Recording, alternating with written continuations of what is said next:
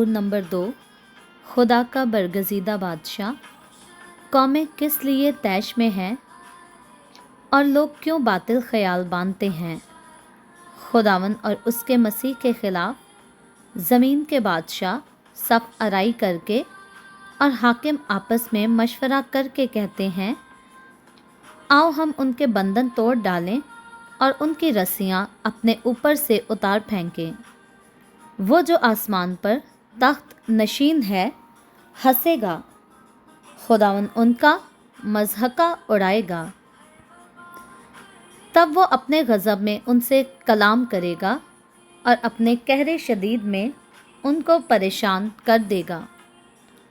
मैं तो अपने बादशाह को अपने कोहे मक़दस सहून पर बिठा चुका हूँ।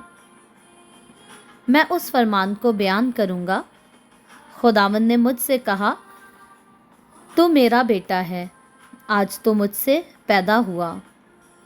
मुझसे मांग और मैं कौमों को तेरी मिरास के लिए और ज़मीन के इंतहाई हिस्से तेरी मलकियत के लिए तुझे बख्शूँगा।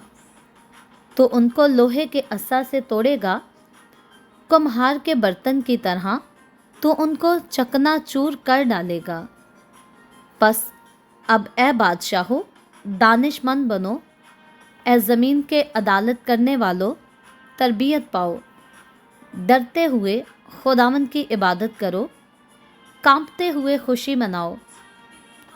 बेटे को चूमो, ऐसा ना हो कि वो कहर में आए और तुम रास्ता में हलाक हो जाओ, क्योंकि उसका गज़ब जल्द भड़कने को है। मुबारक हैं वो सब जिनका तवक्कल उस पर है। खुदावंद के पाक कलाम पढ़े और सुने जाने पर खुदावंद की बरकत हो। खुदावंद का शुक्र हो। आमीन।